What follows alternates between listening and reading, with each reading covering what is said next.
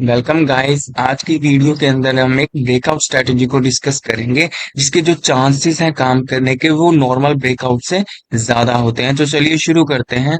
तो one by one समझते हैं कि इस सेटअप के लिए या इस स्ट्रेटेजी के लिए हमें क्या क्या फॉलो करना है।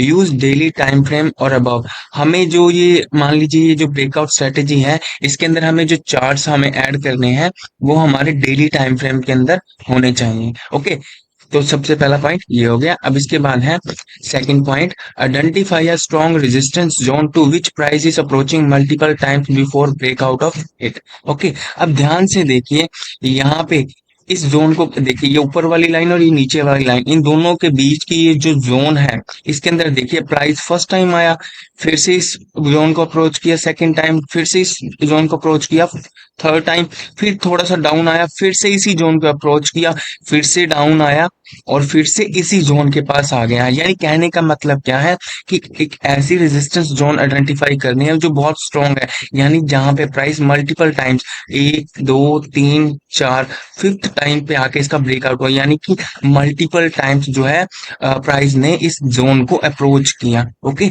Before breakout. ओके, तो सेकंड पॉइंट ये हो गया। अब थर्ड पॉइंट क्या है, use 100 EMA and 200 EMA for cross over. अब इसके अंदर ब्रेकआउट के साथ साथ हम क्या देखेंगे कि जो 100 EMA है, ये जो ग्रीन लाइन आपको दिखाई दे रही है ये 100 EMA है, और ये जो है जो ब्लू लाइन है ये 200 EMA है। यानी जो fast moving exponential moving average है, ये देखिए जो ग्रीन कलर की है, यानी जो 100 EMA है वो फास्ट मूविंग क्या है, एक्सपोनेंशियल मूविंग एवरेज है। और ये जो 200 वाली है ये जो है ये 200 EMA है। ओके, यानी जो फास्ट मूविंग EMA है यानी 100 EMA है वो क्रॉस करेगी 200 EMA को। कब? जब ये मान लीजिए यहाँ पे ब्रेकआउट हुआ, यहाँ पे देखिए ये लेवल था, ये सेम इमेज है ये वाली, बस ये थोड़ा सा एनलार्ज कर दिया मैंने। इस वाले पॉइंट के बाद ये जो ब्रेकआउट हुआ है इस चीज को ये दिखा रही है। देखिए यहाँ पे ये जोन थी, इसके बाद ये जब भी ब्रेकआउट हुआ तो देखिए 100 EMA जो है वो 200 EMA के ऊपर है। और इसके कोरस्पॉन्डिंग एक और चीज हमें जो चेक करनी है, जो बहुत इंपॉर्टेंट पॉइंट है, कि यहाँ पे वॉल्यूम देखिए, वॉल्यूम राइज हुआ ड्यूरिंग ब्रेकआउट। ओके, तो ये थी स्ट्रेटेजी कि हमें क्या क्या चेक करना है, किस हिसाब से चेक करना है। सबसे पहली बात कि हमें जो चार्ट ऐड करने हैं वो डेली टाइम फ्रेम पे होना चाहिए हमारा चार्ट। दूसरी चीज, हमें एक स्ट्रॉन्ग रेजिस्टेंस जोन को आइडेंटिफाई करना है जिसको तोड़ के प्राइस जो है ऊपर जाने की कोशिश कर सकता है। अब देखिए हमने यहाँ पे एक रेजिस्टेंस जोन, ये वाली जो यहाँ से ये जो जोन हमने आइडेंटिफाई करी थी, एक रेजिस्टेंस जोन थी, क्योंकि मल्टीपल टाइम्स क्या है, प्राइस इसकी तरफ आया लेकिन फिर से नीचे की तरफ मूव कर गया। ओके, फिर एंड में जाके इसने इस जोन का ब्रेकआउट दिया। ओके, अब इसके बाद हमें क्या करना है, हमें एक्सपोनेंशियल मूविंग एवरेज का यूज करना है, 100 EMA एंड 200 EMA। ओके, तो जब 100 EMA क्रॉस करेगी ऊपर की तरफ, किसको?